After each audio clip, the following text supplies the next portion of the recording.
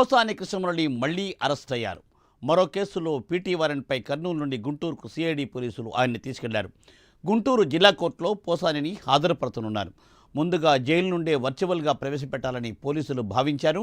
అయితే ఫిజికల్గా హాజరుపరచాలని కోర్టు చెప్పడంతో గుంటూరుకు పోలీసులు తీసుకెళ్లారు. మరోవైపు బోరుగడ్డ అనిల్ కుమార్ను గుంటూరు కోర్టులో హాజరుపరిచారు. పీటీ వారెంట్పై గుంటూరు కోర్టులో బోరుగడ్డను పట్టాభిపురం పోలీసులు హాజరుపరిచారు. పాస్టర్ను బెదిరించిన కేసులో పట్టాభిపురం పిఎస్లో బోరుగడ్డపై కేసు నమోదైంది. దీనిపై ఎక్స్క్లూజివ్ ఫీల్డ్ రిపోర్ట్ రవికృష్ణ అందిస్తారు. రవికృష్ణ.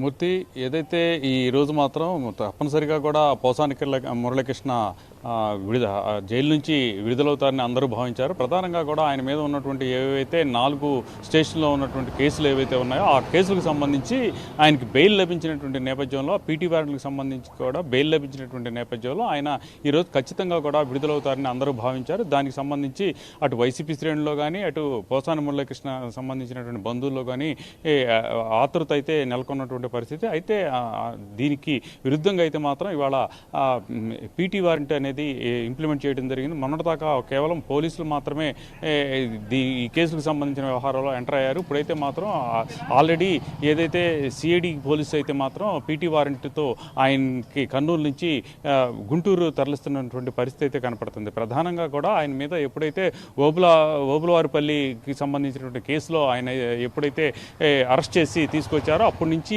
తర్వాత నసరాపేటకి సంబంధించి నసరాపేట కోర్టులో కూడా ఆయన ప్రవేశపెట్టడం జరిగింది. అక్కడ కూడా ఆయనకు 10 రోజులు రిమాండ్ విధించారు. ఆ తర్వాత అక్కడి నుంచి పీటీ వారెంట్ మీద తిరిగి విజయవాడ కోర్టుకి తీసుకురావడం, విజయవాడ కోర్టులో కూడా మరో 10 రోజులు రిమాండ్ విధించడం, ఆ తర్వాత ఈ ఆదోనికి సంబంధించినటువంటి కేసుకు సంబంధించిన వ్యవహారంలో కూడా ఆయనకి నిన్నైతే బెయిల్ లభించింది. మొత్తం 4 కేసులకి సంబంధించి బెయిల్ లభించినటువంటి నేపథ్యంలో ఆయన అయితే అరెస్ట్ అవుతారని అందరూ అరెస్ట్ నుంచి తప్పుకుంటారు. అదేవిధంగా కూడా రిమాండ్ నుంచి తప్పుకుంటారు. ప్రజెంట్ అయితే మాత్రం ఆయన విడుదలవుతారని అందరూ కూడా భావించినటువంటి పరిస్థితి. అయితే మాత్రం ఈరోజు సిఐడి పోలీస్ మాత్రం ఆయన్ని తమకు ఈ అప్పచెప్పాలని చెప్పి కర్నూలు వెళ్ళటం, కర్నూలుకి సంబంధించి పీటీ వారెంట్ అయితే ఇచ్చినటువంటి నేపథ్యంలో కర్నూలు నుంచి ఇప్పుడైతే ఆయన తరలిస్తున్నారు. మరికొద్దిసేపట్లో అంటే 1 గంట లేదా 2 గంటల్లో ఆయన అయితే మాత్రం గుంటూరుకి సంబంధించినటువంటి కోర్టులో ఆయన్ని ప్రవేశపెట్టేటువంటి అవకాశం అయితే ఉంటుంది. మరో ప్రక్క చూసుకున్నట్లయితే మాత్రం ఎవరైతే బోరుగడ్డ అనిల్, రౌడీ షీటర్ బోరుగడ్డ అనిల్ ఉన్నారో ఆయన ఈరోజు ఉదయం